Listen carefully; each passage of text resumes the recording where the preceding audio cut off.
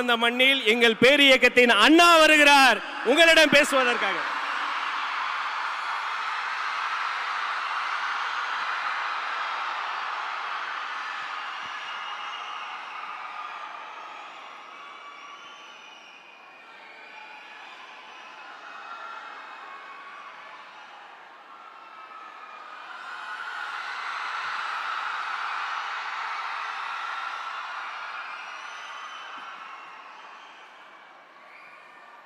நாட்டுக்காக உழைப்பதற்கு அண்ணா பிறந்தார்.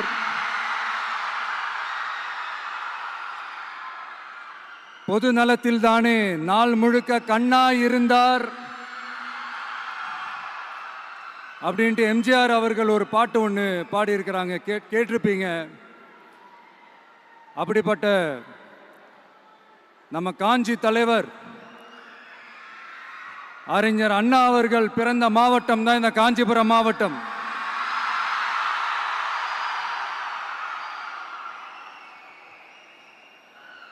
தன்னுடைய வழிகாட்டின்றதுனாலேயே தான் ஆரம்பிச்ச கட்சியினுடைய கொடியில அறிஞர் அண்ணா அவர்களை வச்சவர் எம்ஜிஆர். ஆனா அறிஞர் அண்ணா அவர்கள் ஆரம்பிச்ச அந்த கட்சியை அதுக்கப்புறம் கைப்பற்றினவங்க என்னெல்லாம் பண்றாங்கன்னு நான் சொல்லிதான் உங்களுக்கு தெரியணுமா என்ன? மக்களே, உங்களுக்கு தான் அது நல்லா தெரியுமே.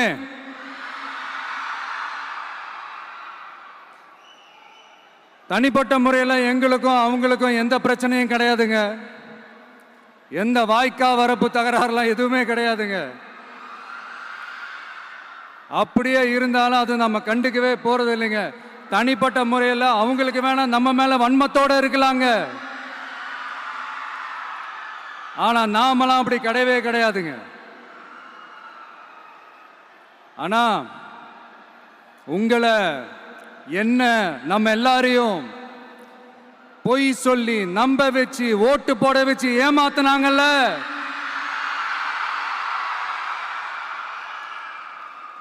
அப்படி ஏமாத்தி ஆட்சிக்கு வந்து நல்லது செய்யற மாதிரி நடிக்கிறாங்கல்ல, நாடகம் ஆடுறாங்கல்ல,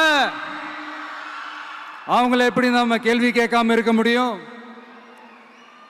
அதனால அவங்கள நம்ம கேள்வி கேட்காம விட போறதே இல்லை.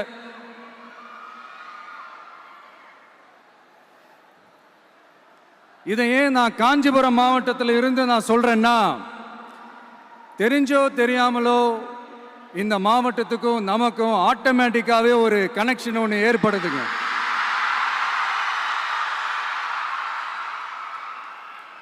ஏன்னா நம்மளுடைய முதல் கள பயணத்தை தொடங்கினதே பரந்தூர்ல இருந்து தான். பரந்தூருக்கு போய் அந்த மண்ணில் நின்று அந்த மக்களுக்காக கேள்வி கேட்டதும் இதே அண்ணா அவர்கள் பிறந்த காஞ்சிபுரம் மாவட்டம் தான். இன்னைக்கு ஒரு பெரிய மனவேதனைக்கு அப்புறம் இந்த மக்கள் சந்திப்பு நிகழ்ச்சிக்கு வந்திருக்கிறதும் அதே அண்ணா அவர்கள் பிறந்த காஞ்சிபுரம் மாவட்டம் தான்.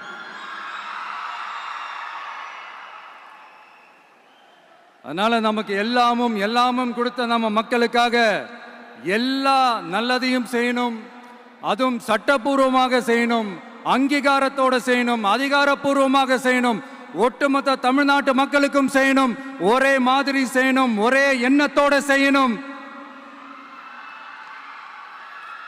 அந்த ஒரே லட்சியத்தோட தான் நாம் அரசியலுக்கே வந்திருக்கிறோம். அதனாலதான் மக்களிடம் செல் அப்படின்னு சொன்ன அண்ணாவை கையில் எடுத்தோம். அவங்க சொன்ன மாதிரி மக்களை நோக்கி போறோம். ஆனா மக்களிடம் செல்னு சொன்ன அண்ணாவை மறந்தது யாரு?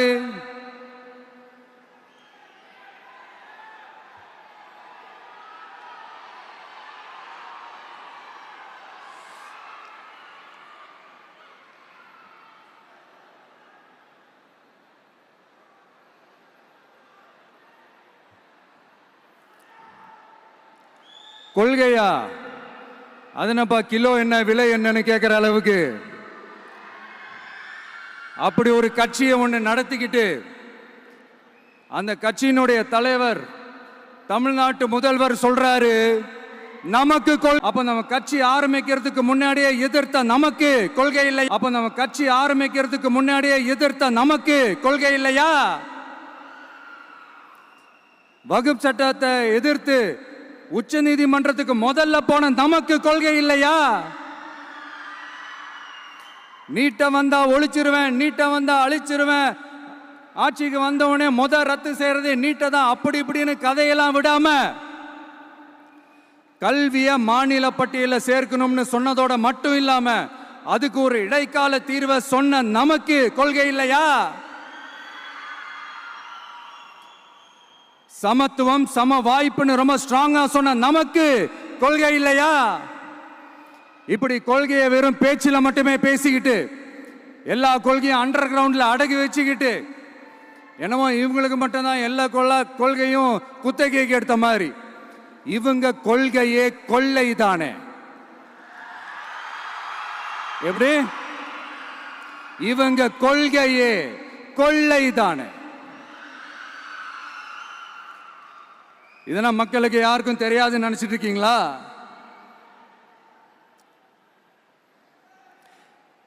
எங்க கட்சி ஒன்றும் சங்கரமணம் இல்லைன்னு சொன்னது யாரு? யார் சொன்னாங்க? ஏன் சொன்னாங்க? எதுக்கு சொன்னாங்க? இப்போ உங்க கட்சியில என்ன நடந்துகிட்டு இருக்குது அதையும் கொஞ்சம் யோசிச்சு பாருங்க, இதையும் கொஞ்சம் யோசிச்சு பாருங்க. அதனால பாப்பா, பவள விழா பாப்பா, நீ பாசாங்கு காட்டாத பாப்பா. நீ நல்லவர்கள் போல் நடிப்பதை பார்த்து நாடே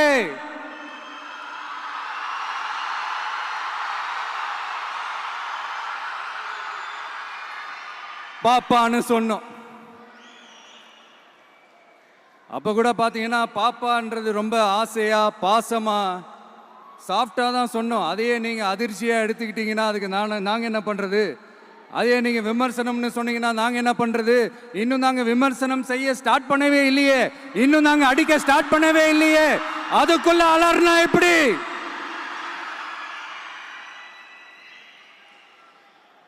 அதனால உங்க அரசவை புலவர்கள் யாராவது இருந்தாங்கன்னா கர்ச்சீஃப் எடுத்து அவங்க கண்ணீரை துடைத்து விடுங்கள்.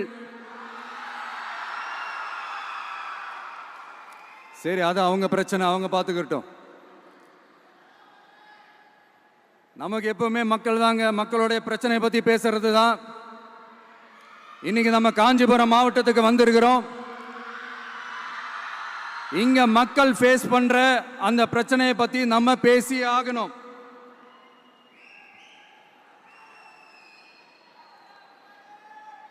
இந்த காஞ்சி மண்ணை வாழ வைக்கிற ஜீவ நதி பாலாறு, உயிர் நதி பாலாறு.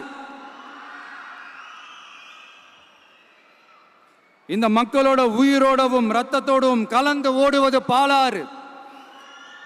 அந்த பாலாறை இன்னைக்கு பெரியார் பெயரையும் அண்ணா பெயரையும் சும்மா பேருக்கு வச்சுக்கிட்டு ஆட்சி நடத்துறவங்க என்ன பண்றாங்க தெரியும்ல?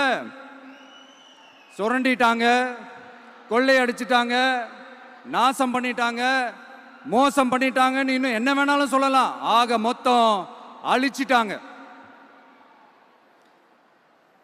இதை நான் ஏதோ போற போக்கில் ஏதோ அடிச்சு விடலங்க, ஆதாரத்தோட தான் சொல்றேன். அனுமதிக்கப்பட்ட அந்த லெவலை தாண்டி 22,70,000 யூனிட் மணலை கொள்ளையடிச்சிருக்கிறாங்க. ஆக மொத்தம் இதுல அவங்க அடிச்ச கொள்ளை எவ்வளவு தெரியுமா? ரொம்பலாம் இல்ல, கம்மி தான். 4,730 கோடி. கம்மி தான் இல்ல?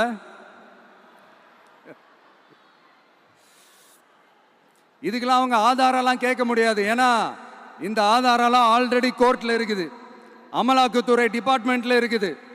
அந்த டிபார்ட்மெண்ட்ல வேலை செஞ்ச சில நல்லவர்கள் அவங்க அடிச்ச அந்த கொள்ளையெல்லாம் தாங்க முடியாம வெளியில சொன்ன அந்த ஆதாரங்கள் இதெல்லாம் சம்பந்தப்பட்டவங்களுக்கு இன்னும் நல்லாவே தெரியும்.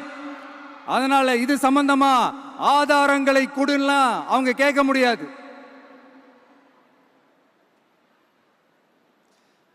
மணலை கொள்ளையடிச்சா நீர்நிலைகள் அழியும், ஏரி குளம் கண்மா எல்லாம் அழியும். இதெல்லாம் அழிஞ்சா விவசாயம் அழியும், விவசாயம் அழிஞ்சு போனா விவசாயிகள் அழிஞ்சிருவாங்க. ஆக மொத்தம் நாம் எல்லாரும் மொத்தமா அழிஞ்சு போக வேண்டியதுதான். இப்படி மேலிருந்து கீழே வரைக்கும் ஒரு கட்சியை சிண்டிகேட் போட்டு கொள்ளையடிக்கிறத கேள்விப்பட்டிருக்கிறீங்களா மக்களே? இதே காஞ்சிபுரத்தோட உலக பெருமை நம்ம பட்டும் கைத்தறி துணியும் அதை தயாரிச்சு கொடுக்கிற கைத்தறி நெசவாளர்களும் தான். காஞ்சிபுரம் பட்டுன்னு சொன்னா உலகத்துக்கே தெரியும். ஆனா அதை தயாரிச்சு கொடுக்கிற நெசவாளர்கள் நிலை என்ன தெரியுமா? வறுமை, துன்பம், கந்துவட்டி கொடுமை. பட்டு கைத்தறிக்கு கூட்டுறவு சங்கங்கள் இருக்கு, பருத்தி கைத்தறிக்கும் கூட்டுறவு சங்கங்கள் இருக்கு. சுமார் 40,000 பேர் அதில் உறுப்பினர்களா இருக்கிறாங்க. அது போக சாய தொழில், தறிப்பட்டறை தொழில் இதை நம்பி 40,000 குடும்பங்கள் இருக்கு. ஆனா அவங்களோட ஒரு நாள் கூலி எவ்வளவு தெரியுமா? வெறும் 500 ரூபா தான். அதை கொஞ்சம் அதிகப்படுத்தி கொடுங்கன்னு போராடி போராடி பார்த்து ஒன்றும் நடக்கல. இதோட அவங்க கஷ்டம் முடிஞ்சுதா? வடகிழக்கு பருவமழை அந்த 500 ரூபா கூலிக்கு வேட்டு வச்சிடுச்சு.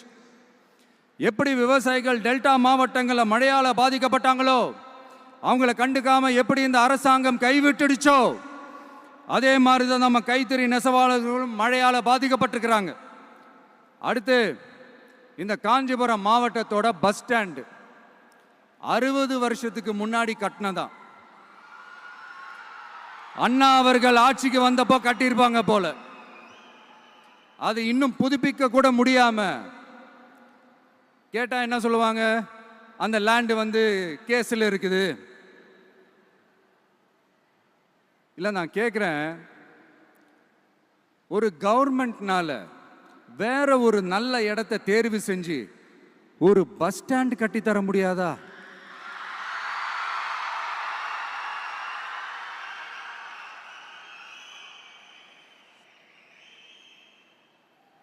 பிரச்சனை என்ன தெரியுமாங்க? அவங்களுக்கு மக்களை பத்தி யோசிக்கிறதுக்கே நேரம் இல்லை. அதுதான் பிரச்சனை. அடுத்து பாலாஜாபாத் பக்கத்துல அவலூர் ஏரி இருக்கு. அது பாலாற்றை விட உயரமா இருக்கு. அதனால என்ன ஆகுதுன்னா, ஆத்து தண்ணி ஏரிக்கு போக முடியாம போயிடுது. அதை சரி பண்ணி அந்த இடத்துல ஒரு தடுப்பணையை கட்டினா ஏரி நிறைய தண்ணி நிற்கும். அப்படி நின்னா அவலூர் மட்டும் இல்ல, ஆசூர் உட்பட இன்னும் எத்தனை கிராமங்கள், எத்தனை ஆயிரம் ஏக்கர் விவசாயம் நல்லா நடக்கும். இதுக்கு இன்னும் எத்தனை வருஷம் மக்கள் கோரிக்கை கொடுக்கணும், மக்கள் போராடணும். இந்த பிரச்சனையெல்லாம் இருக்கிற அதே காஞ்சிபுரம் மாவட்டத்தில் தான் பரந்தூர் ஏர்போர்ட் கட்டுற பிரச்சனையும் இருக்குது. அந்த பிரச்சனையில கண்டிப்பா நாங்க விவசாயிகள் பக்கம் தான் நிற்போம். அதுல எந்த மாற்று கருத்துமே கிடையாது. இந்த கவர்மெண்ட் பரந்தூர் விவகாரத்தில் எங்களுக்கோ இல்ல விவசாயிகளுக்கோ எந்த விதமான காரணங்கள் சொல்லி எஸ்கேப் ஆகவே முடியாது. இப்படி மக்களுக்காக மக்களோட பிரச்சனைகளை எடுத்து பேசுறதுனால இப்போ ஆட்சியில் இருக்கிறவங்களுக்கு நம்ம மேல ஒரு ஆத்திரம் வரத்தானே செய்யும். அதனால தான் நீங்க பார்த்தீங்கன்னா சட்டசபையில் ஆரம்பிச்சு ஒரு சாதாரண நிகழ்ச்சி வரைக்கும் எல்லா மேடையிலையும் மேடைக்கு மேடை டிவிக்கே தான். டிவிக்கே அவதூறு, அவதூறு டிவிக்கே, டிவிக்கே அவதூறு, அவதூறு டிவிக்கே. இதுக்கெல்லாம் கண்டிப்பா நாங்க பதில் சொல்லுவோம், சொல்லாமலாம் இருக்க மாட்டோம். இப்ப கூட கரூரை பத்தி பேசுவேன்னு எதிர்பார்த்திருப்பாங்க. அதை நான் கொஞ்சம் அப்புறமா பேசுறேன். பட் இப்போ நம்மளுடைய விஷன் என்னன்னு சொல்லணும்னு நான் கொஞ்சம் ஆசைப்படுறேன். நம்ம ஆட்சிக்கு வந்தா, அது என்ன வந்தா,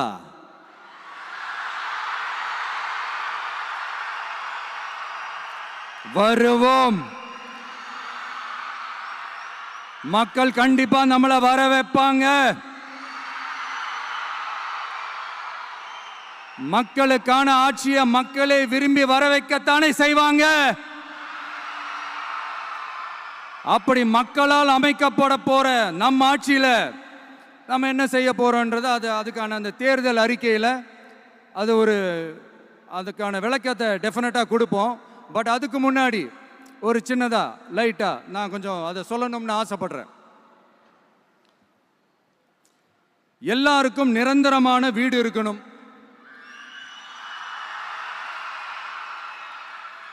ஒவ்வொரு வீட்டுக்கும் ஒரு மோட்டார் சைக்கிள் வாகனம் உறுதியா இருக்கணும்.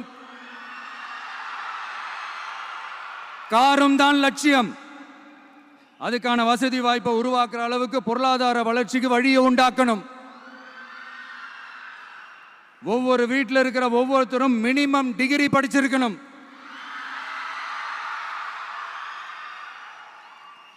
ஒவ்வொரு வீட்லையும் குறைந்தபட்சம் ஒருத்தருக்கு நிரந்தர வருமானம் கிடைக்கணும். அதுக்கான வேலை வாய்ப்பை உருவாக்கணும். அதுக்கு தகுந்த மாதிரி கல்வியில பாடத்திட்டத்தில் சீர்திருத்தம் செய்யணும். கவர்மெண்ட் ஹாஸ்பிட்டல்ஸுக்கு மக்கள் எல்லாரும் பயம் இல்லாம நம்பி போற மாதிரி மாத்தணும். பருவமழை காலத்தில் ஏற்படுற வெள்ளத்தால ஊரும் சரி மக்களும் சரி விவசாயமும் சரி பாதிக்கப்படாம இருக்கணும். அதுக்கு 4000 கோடி திட்டம்னு ஒரு உருட்டுனாங்களே, அந்த மாதிரிலாம் எதுவும் இல்லாம உண்மையான ஒரு பாதுகாப்பு திட்டத்தை உருவாக்கணும். மீனவர்களோட, தொழிலாளர்களோட, நெசவாளர்களோட, அரசு ஊழியர்கள் மற்றும் ஆசிரியர்களோட கருத்து கேட்டு அவங்களுக்கான பாதுகாப்பு மற்றும் வளர்ச்சி திட்டங்களை உருவாக்கணும். உருவாக்குறது மட்டும் இல்லை, அதை செயல்படுத்தணும். முக்கியமாக இண்டஸ்ட்ரியல் டெவலப்மெண்ட்ஸில் கான்சென்ட்ரேட் பண்ணணும். எல்லாத்தையும் விட ரொம்ப ரொம்ப முக்கியம், சட்டம் ஒழுங்க ரொம்ப ஸ்ட்ரிக்டாக வச்சிருக்கணும். நம்மளுடைய அம்மா, அக்கா, தங்கச்சிகள், அவங்களுடைய பிள்ளைகள், குழந்தைகள் எல்லாருக்கும் பாதுகாப்பை, அதுவும் உண்மையான ஸ்ட்ராங்கான பவர்ஃபுல்லான பாதுகாப்பை உண்டாக்கணும். அண்ணா யூனிவர்சிட்டியில நடந்த அந்த பெண்ணுக்கு நடந்த அந்த பிரச்சனை மாதிரியோ, இல்ல கோவையில் நடந்த அந்த கல்லூரி பெண்ணுக்கு நடந்த பிரச்சனை மாதிரியோ அதெல்லாம் நடக்க விடவே கூடாது. நம்ம வீட்டு பெண்கள் ஸ்ட்ராங்கா, பயமே இல்லாம தைரியமா இருக்கணும்.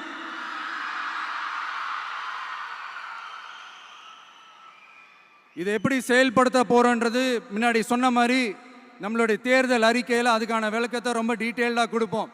நான் சும்மா மற்றவங்க மாதிரி அவங்கள மாதிரி எல்லாத்தையும் அடிச்சு விட்டுட்டு ஏமாத்துற வேலையெல்லாம் இங்கே கிடையாது நம்ம கிட்ட. நான் மறுபடியும் சொல்றேன், நம்ம அரசியலுக்கு வந்தது உங்களுக்கு நல்லது நல்லது நல்லது மட்டுமே செய்யறது தான்.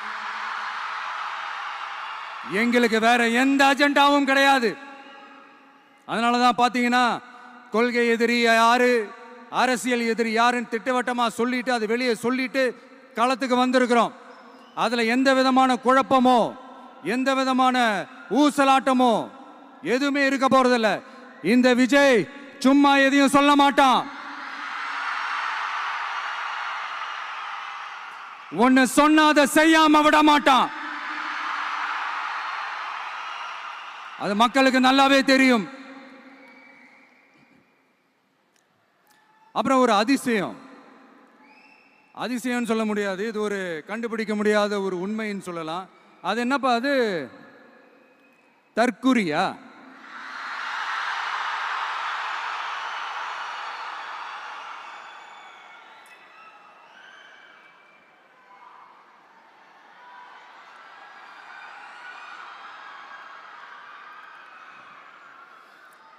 நம்ம டிவிகேக்கு சப்போர்ட் பண்ற கோடிக்கணக்கான லட்சக்கணக்கான மக்கள், நம்மளுடைய நண்பிகள், நம்மளுடைய ஜென்சி கிட்ஸ் எல்லாரையும் தற்குறிகள்னு சொல்லி வாங்கி கட்டிக்கிட்டு இப்போ அவங்களாம் தற்குறி எல்லாம் கிடையாது, அப்படியெல்லாம் அவங்கள கூப்பிடாதீங்க, அவங்க சங்கிகள்லாம் கிடையாது, அப்படியெல்லாம் அவங்கள கூப்பிடாதீங்கன்னு சொல்லி ஒரு குரல். யாருடா அந்த குரல் அப்படின்னு பார்த்தா, இப்ப ரீசெண்டா அறிவு திருவிழான்னு ஒன்று நடத்தினாங்கல்ல, சாரி அவதூறு திருவிழா. அதுல அவங்க தலைமையே குழப்பற மாதிரி அறிவு கண்ணை திறந்து வைக்கிற மாதிரி ஒருத்தர் பேசியிருக்கிறார். அவர் யாருன்னா அது அவங்களோட எம்எல்ஏவே. அந்த எம்எல்ஏ யாருன்னா நம்மளுடைய கொள்கை தலைவர்கள் ஒருத்தரான மக்கள் சேவகர் அஞ்சலை அம்மாளோட சொந்தக்காரர். என்னடா இது இப்படி ஆகி போச்சு? டிவிகேக்கு சப்போர்ட் பண்ற மாதிரி நம்ம கட்சியிலேருந்தே ஒரு குரல் வருதுன்னு சொல்லி தலைமையில் ஃபுல்லா கன்ஃபியூஷன். அந்த கன்ஃபியூஷன் இதோட நிக்காது. அந்த ஆதரவு குரல் ஒரு வீடு விடாம, ஒரு இடம் விடாம, எல்லா இடத்துலயும், எல்லா வீட்லயும் இன்னும் பலமா எதிரொலிக்குதான் இல்லையான்னு பாருங்க. சும்மா பிளாஸ்ட் தான்.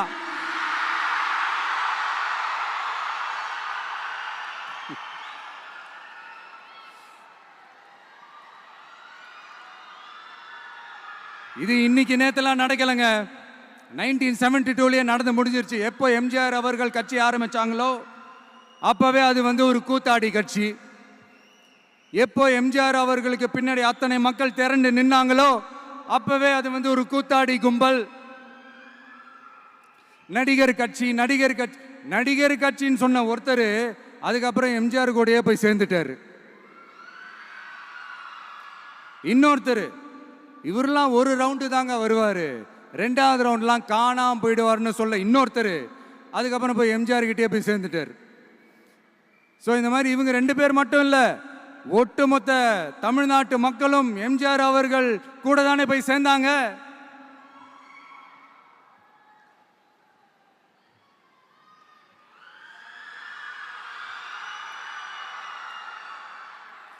அதனால இது வரலாறு. இந்த வரலாறு நம்மளை விட அவங்களுக்கு இன்னும் நல்லாவே தெரியும். அதனால தான் பார்த்தீங்கன்னா 53 வருஷமா அதே கதறல்கள். கூத்தாடி கூட்டம், நடிகர் கட்சி, நடிகர் கூட்டம், இப்படி. மர்மயோகின்ற ஒரு படத்தில் அவருடைய கேரக்டர் பேர் கரிகாலன். அதில் ஒரு சூப்பர் டயலாக் ஒன்று சொல்லியிருப்பார். குறி வைத்தால் தவற மாட்டேன், தவறுமானால் குறியே வைக்க மாட்டேன்.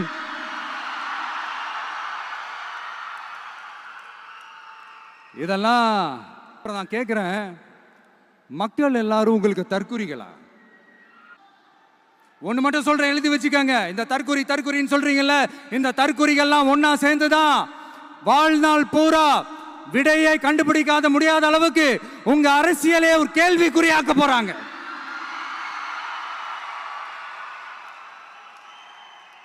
இவங்கெல்லாம் யாரும் இங்க தற்குறிகள்லாம் கிடையாது. இவங்க எல்லாரும் தமிழ்நாட்டு அரசியலோட ஆச்சரியக்குறி. இவங்க எல்லாரும் தமிழ்நாட்டு அரசியலோட அந்த மாற்றத்திற்கான அறிகுறி. சும்மா லாஜிக்கே இல்லாம தற்குறி.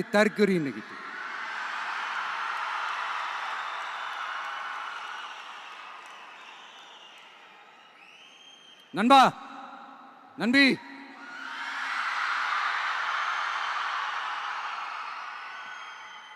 எல்லா மேடையிலும் ரிப்பீட்டடா ஒரு விஷயம் நான் சொல்லுவேன்ல, இப்ப நீங்க சொல்லுங்க. ஒண்ணு, இன்னொன்னு, ரிப்பீட்.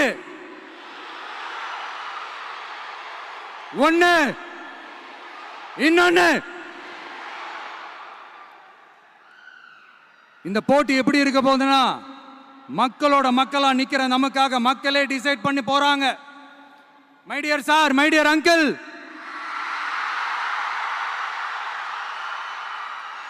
ஆல்ரெடி டிசைட் பண்ணியாச்சு. கான்பிடென்டா இருங்க மக்களே, நல்லதே நடக்கும், வெற்றி நிச்சயம். மீண்டும் சந்திக்கும் வரை நன்றி, வணக்கம்.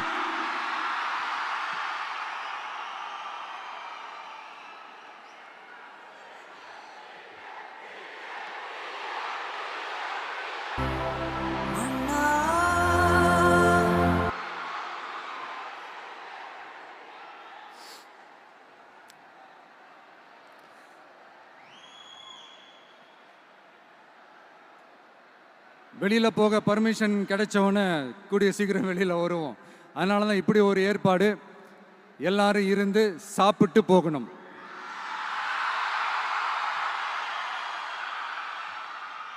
நன்றி, வணக்கம். சொல்ல மறந்துட்டேன், என் நெஞ்சில் குடியிருக்கும்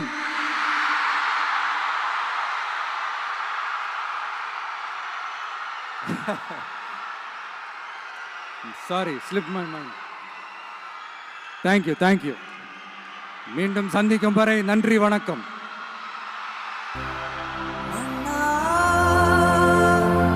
எங்க உரிமை காவல்